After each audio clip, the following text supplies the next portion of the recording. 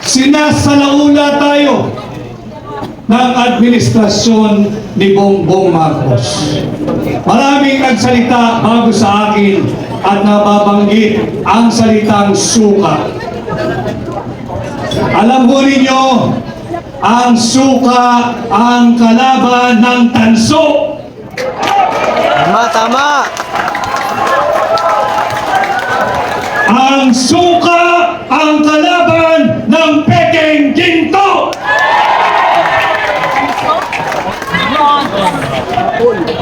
Hindi man po ako gumagawa ng suka, subalit kung ako ho ay bata, maraming beses din naman akong nautusang bumili ng suka ng aking ina. At wala pong nakakahiya doon. Sapagkat bagamat ako ho ay nakabili ng suka ng maraming ulit at nautusang bumili ng suka ng maraming ulit, may diploma ho ako at nakapagtapos ako ng kolehiyo. Meron akong diploma at nakapagtapos ako ng abogasya.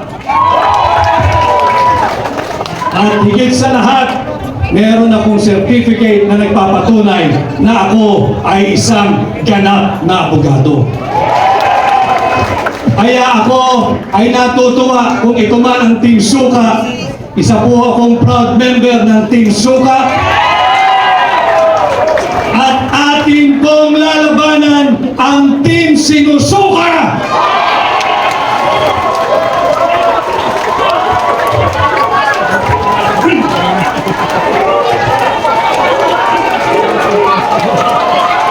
Labanan natin ang mga mambubudol.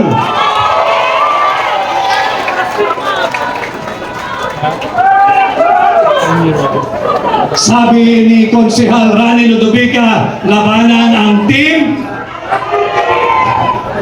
Tutungo tayo mamaya dyan. Alam mo ninyo, tinanggap ko ang hamon na pamunuan, ang tunay at maisog na oposisyon. Ang tunay at maisog na senador ninyo sa Senado. At bilang senador ninyo, atin pong lalabanan ang korupsyon at sisimulan po natin yan sa pagbabantay taon-taon sa ating national budget. Hindi tayo papayag na pupunuin ng korupsyon ng pork barrel ng akap ng AIX.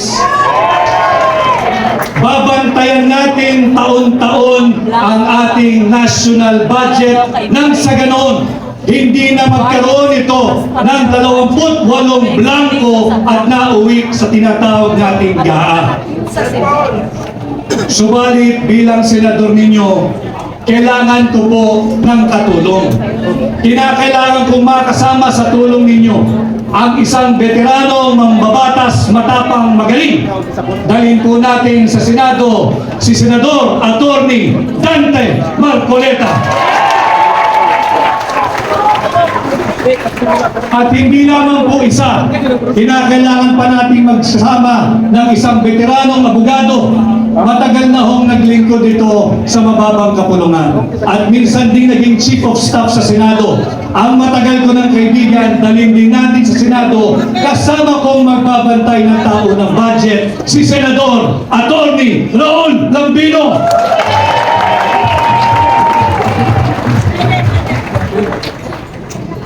At bukod po sa pagbabantay ng ating tao ng budget, makailang beses ko na rin pong napaliwanag at nailahad sa inyo.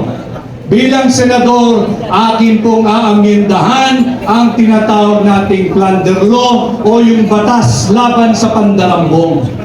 Sapagkat hindi po makatarungan na habang tayo ay nagsasagawa ng proclamation rally ng Duterte senatorial candidates ngayong maghapon, habang tayo ay ninanakawan, hindi tayo makapagsampa ng kasong plunder sapagkat hindi po maabot sa 50 million pesos ang ninanakaw ng mga tulisan dyan sa Kongreso.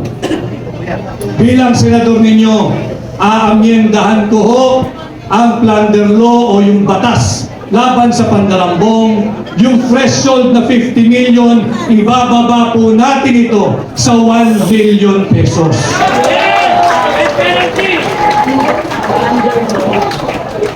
Subalit, kagaya rin po ng ipinakita kanina, bilang principal author, kinakailangan ko rin ang mga kasama sa Senado.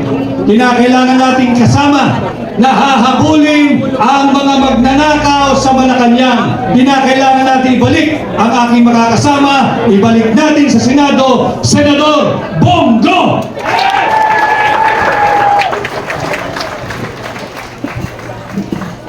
At kaparehas din po ng kanyang advokasya, ipinakita niya kanina doon sa video message niya yung tinatawag niyang Exhibit A, yung KOJC.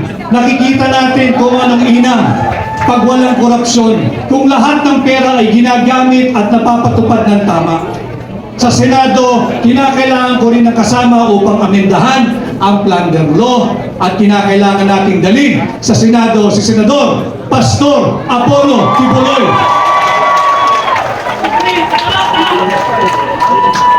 At pag na-amendahan po natin ang plunder law, isa sa batas ko po ang pagbabalik ng death penalty sa lahat ng magnanakaw sa pera nating mga Pilipino.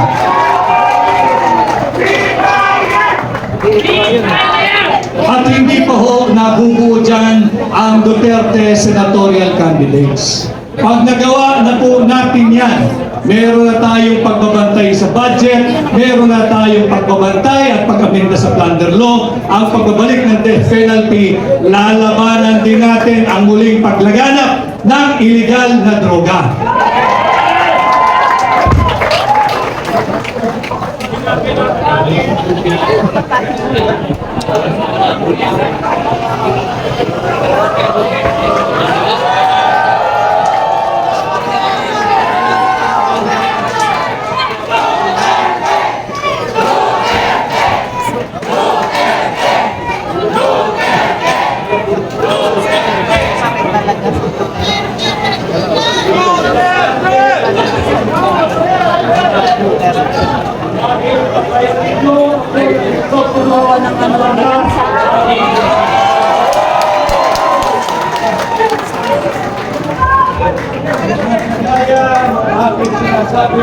Patuloy natin lalabanan ang paglaganap muli ng iligal na droga. Bilang senador, ipapanukala ko ang pag-amenda dito sa batas na nagtatag sa Philippine Drug Enforcement Agency. Higit nating palalakasin ang PIDEA. Bibigyan natin itong kapangyarihan magsagawa ng taunang mandatory drug testing sa lahat ng tao sa gobyerno. Mandatory drug testing parehas sa elected at appointed official ng ating pamahalaan. Walang exemption. Sisimulan natin ito sa Malacanang.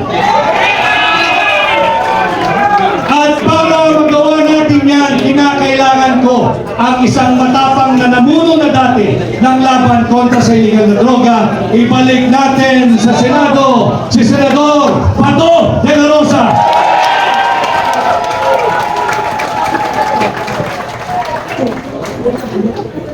Siyempre, kinakailangan din natin ng mga kasama at abogado. Sapagkat laban sa illegal na droga, dapat ang parameters ay all within the Constitution and within the rule of law. Dalhin po rin natin sa Senado ang aking kaibigan, ang aking amigo, si Attorney Senator J.B. Hillo.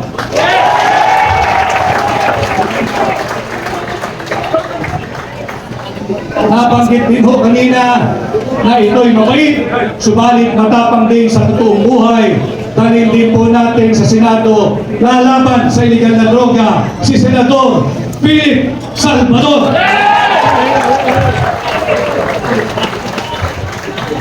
And last but not the least, tulungan din po natin ang bagong abogado, ang bagong kasal, ang bagong senador, Senator Attorney Jimmy Bondo.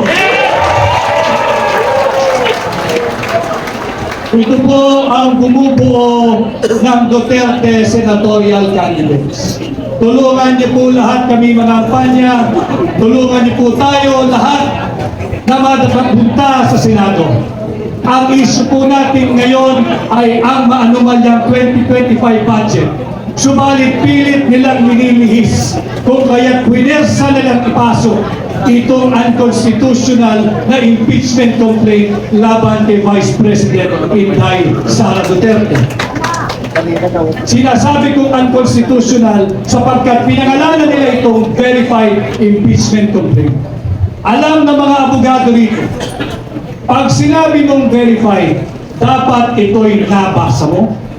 Ito'y base sa iyong personal knowledge o dili kaya'y base sa authentic documents. Pinagyayabang nila 215 signatories. 215 signatories. Trinabaho nila ng 7 oras. You have to help me do the math. Kung tayo'y magbabasa ng 33 page complaint, kada tao kailangan ng 10 minuto.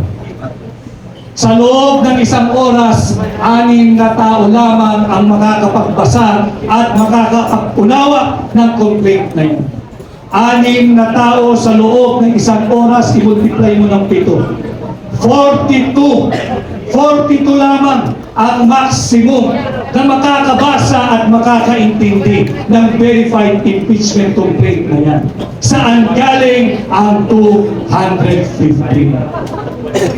Pagbigyan na natin sila, siguro'y matatalino at sadyang henyo sapagkat yung blanco na uwi sa 6.352 trillion pesos budget.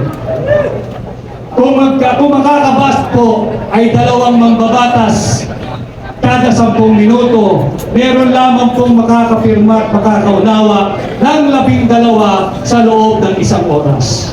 And again, you have to help me do the math. 12 times 7 hours, it will only give you what? 84 congressmen na nagbasa, naintindihan, naunawaan base sa kanilang personal knowledge o di kaya ay authentic public documents. Saan galing ang 215 signatories? Sa ayuda at sa akap at sa pork barrel. Kaya ngayong eleksyon, we should all understand what is at stake for our country this midterm election. Ninanakaw na ang pera nating mga Pilipino. Nagbebenta ng 25 toneladang ginto. Hindi sinasabi kung sinong bumili at magkano ang pagbebenta nito. Pati ba naman ang posisyon ng pangalawang Pangulo na nakawin pa rin ng Marcos administration? Kaya importante, mahalaga na tayo'y nagkakaintindihan. Let us protect the 32 million Filipinos who legally, constitutionally, lawfully, and democratically elected Vice President Inday Sara Duterte para ating maging pangalawang Pangulo. Huwag nating hayaang nakawin ng iilang elitistang mangbabatas ang pangalawang Pangulo mula kay Inday Sara Duterte. Mahalagang pinag-uusapan natin ito para matulungan ninyo kaming higit at dalhin ninyo ang Duterte senatorial candidate sa Senado at ating poprotektahan hindi lamang si Vice President Inday Sara Duterte, hindi lamang ang Office of the Vice President, kung hindi ang sagradong mandato ng 32 milyong Pilipino na ninanakaw ng ilang elitistang mambabatas. At muli ho, ako'y nagpapasalamat sa inyong mainit na pagtanggap. Sana ho ay matulungan ninyo kung ipangampanya sa inyong pamilya, sa inyong kamag-anak, kaskwela, kapitbahay, kaibigan, at sa lahat ng kakilalang Pilipino saan mang panig ng mundo. Ako po muli ay si Attorney Vic Rodriguez, number 56, Pilipino, abogado, maisog!